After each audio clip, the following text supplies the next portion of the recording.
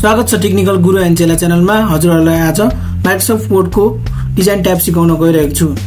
डकुमेन्टलाई design कसरी गर्ने त, लोगो कसरी हाल्ने, फोटो कसरी हाल्ने र वाटरमार्क कसरी हाल्ने भन्ने कुराहरू चाहिँ सिकाउन गइरहेको छु। पुरा नलेज बनाउनलाई चाहिँ भिडियो पुरा हेर्नु होला। यस्तै भिडियो चाहनुहुन्छ भने च्यानललाई लाइक, कमेन्ट, शेयर र सब्स्क्राइब गर्न चाहिँ नभुल्नु होला। Let's begin.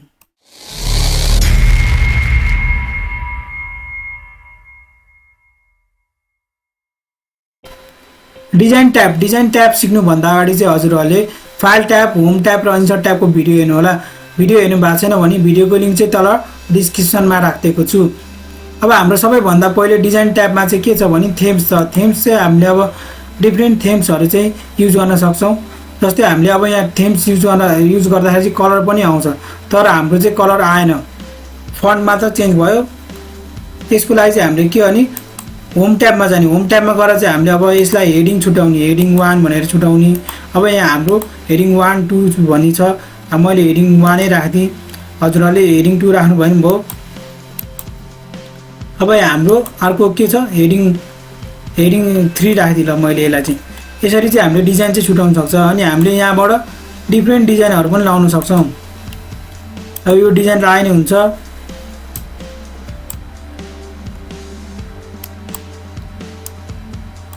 यसरी चाहिँ हामीले अब डिफ्रेन्ट डिजाइन चाहिँ लाउन सक्छौँ। यसरी हामीले अब कुन चाहिँ मनपर्छ त्यो अनुसार डिजाइन राख्न सक्छौँ।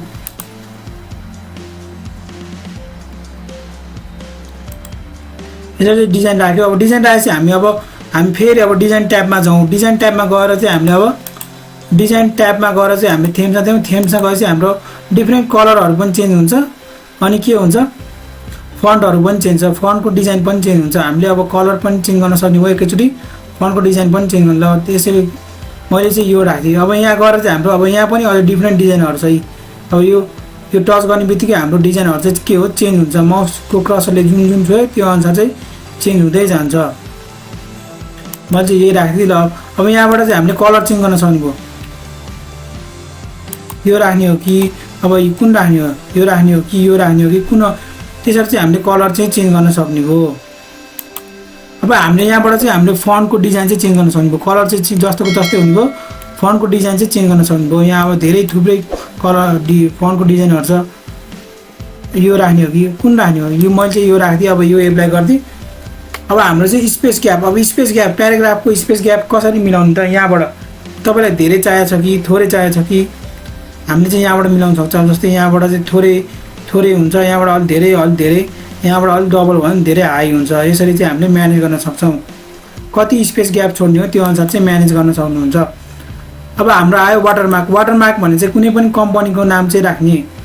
जस्तै अब हामीले कुन सेलेक्ट अनुसार यो मैले यो सेलेक्ट गरेँ। अब हामीले कम्पनीको नाम चाहिँ कसरी राख्ने त, यो कस्टमाइज वाटरमार्क भन्ने हुन्छ। यहाँ अझै अब डिजाइनहरू टन्नै छ। यसरी हामीले चाहिँ डिफ्रेन्ट डिजाइनमा चाहिँ राख्न सक्छौँ। कस्टमाइजमा जाउँ पहिला। अनि हामीले चाहिँ अब कुन गर्ने, यो डु नट कपी भनेर राखेको छ नि हो। यसमा चाहिँ हामीले के गर्ने, TCH technical Guru and CHEL चेला भनेर राखिदिने। अनि हामीले यहाँबाट फन्ट पनि चेन्ज गर्न सक्छौँ। यसरी फन्ट पनि चेन्ज गर्न सक्छौँ, कलर पनि हाल्न सक्छौँ यहाँबाटै। अनि एप्लाई गरिदिउँ। यसरी चाहिँ हाम्रो अब एप्लाई भएपछि हाम्रो यहाँ चाहिँ के हो, यसरी वाटरमार्क चाहिँ आउँछ। वाटरमार्क चाहिँ यसलाई नै भन्छ। यस्तो राख्नेलाई चाहिँ के भन्छ, वाटरमार्क भनिन्छ।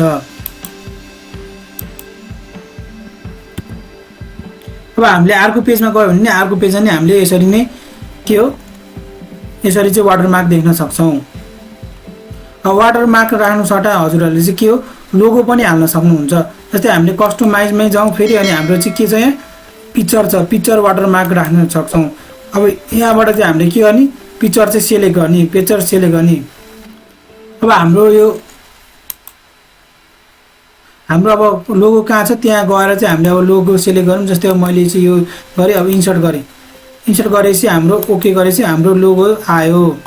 लोगो चाहिँ अब यस्तो धमिलो देख्यो। अब यसलाई चाहिँ के हो, अलिकति राम्रो देख्नलाई चाहिँ के गर्ने भयो भने यहाँ गएर हामीले यहीँ कस्टमाइजमा गएर हामीले चाहिँ यो वास आउटमा चाहिँ के हो, अन क्लिक गर्ने।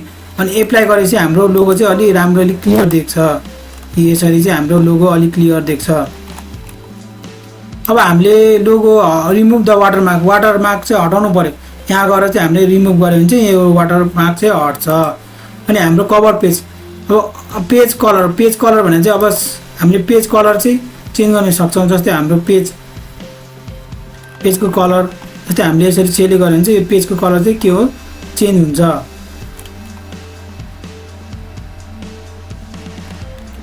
पेजको कलर चाहिँ चेन्ज गर्न सक्छौँ। अनि हाम्रो अर्को के छ पेज बोर्डर, कुनै पनि बोर्डर हाल्नु पर्यो। जस्तै हामीले अब कुन चाहिँ डिजाइनको बोर्डर हाल्ने, अब यस्तो हाल्ने हो कि यो हाल्ने हो कि, यसरी चाहिँ हामीले बोर्डर लाइन पनि हाल्न सक्छौँ नि। अब बोर्डर लाइन हाल्यो त्यहाँले चाहिँ हामीले के हो border line normally border line हाल्न सक्यो। नभए हामीले यहाँ डिफ्रेन्ट डिजाइनहरू जस्तै अब हामीले यहाँ के छ यहाँ डिफ्रेन्ट बोर्डर लाइन छ। अनि यहाँबाट हामीले म्यानेज गर्न सक्छौँ कतिको बाक्लो हाल्ने, यहाँबाट म्यानेज गर्न सक्छौँ थिक हाल्ने कि पातलो हाल्ने कि। अनि यहाँबाट चाहिँ हाम्रो अब डिफ्रेन्ट आर्टहरू छ। जस्तै अब हामीले अब यस्तो यो स्टार लिने हो कि यो लिने हो कि कुन चाहिँ डिजाइन लिने हो हामीले यसरी चाहिँ हाल्न सक्छौँ। यसरी डिजाइन हाल्न सक्छौँ। अब फोटो इन्सर्ट चाहिँ कसरी गर्ने त हामीले इन्सर्ट ट्याबमा जाउँ। इन्सर्ट ट्याबमा गएर चाहिँ हामीले अब पिक्चरमा जाउँ। अब डिस डिभाइसबाट गर्नुभयो भने भयो, मैले चाहिँ यसबाट गरेँ। जस्तै अब तपाईँलाई यहाँ धेरै फोटोहरू छ, तपाईँले जुन युज गर्नुभयो भने भयो। मैले चाहिँ अब चराको फोटो हाल्नु मलाई, त्यही भएर मैले BIRD बर्ड भनेर सर्च गरेँ। अब मैले चाहिँ यो हालेँ, इन्सर्ट गरेँ, ठ्याक्क यो फोटो आयो। यसरी चाहिँ फोटो आउँछ। अनि हामीले यहाँबाट फ्रेम पनि हाल्न सक्छौँ। यसरी चाहिँ म्यानेज गर्न पनि सक्छौँ। वा हामीले अब यो सेन्टेन्स भाटामा चाहिँ हाल्नु पऱ्यो, कुनै पनि फोटो चाहिँ यहाँ सेन्टेन्स भाटामा चाहिँ हाल्नु पऱ्यो। कहाँनिर हाल्ने त्यहाँनिर चाहिँ क्लसर राखेर चाहिँ हामीले इन्सर्ट ट्याबमा गएर पिक्चरमा गएर अनि यसरी चाहिँ अब मैले यो चराको फोटो चाहिँ हालेँ। पहिला इन्सर्ट गर्ने, यहाँ चाहिँ हाम्रो ठुलो एकदम ठुलो आयो। यसलाई चाहिँ हामीले अब म्यानेज गर्ने, यसरी म्यानेज सानो गरेर म्यानेज गर्ने। अब हामीले यो लेटरलाई म्यानेज गर्न चाहिँ यहाँबाट हाम्रो यहाँ देखे अनुसार चाहिँ अब यो लाइन देखे अनुसार चाहिँ हाम्रो त्यो अनुसार चाहिँ के हो लेटर चाहिँ म्यानेज भएर बस्छ। जस्तै हाम्रो यो यसरी गऱ्यो भने चाहिँ हाम्रो लेटर चाहिँ यसरी म्यानेज हुन्छ।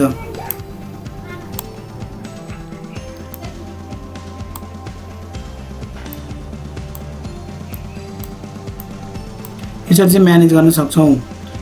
अब हामीले चाहिँ के सिक्यौँ भने अब डकुमेन्टलाई डिजाइन गर्ने, अनि डकुमेन्टमा फोटो चाहिँ कसरी इन्सर्ट गर्ने, वाटरमार्क कसरी हाल्ने, यस्तै कुराहरू सिक्यौँ। आजको लागि यति नै।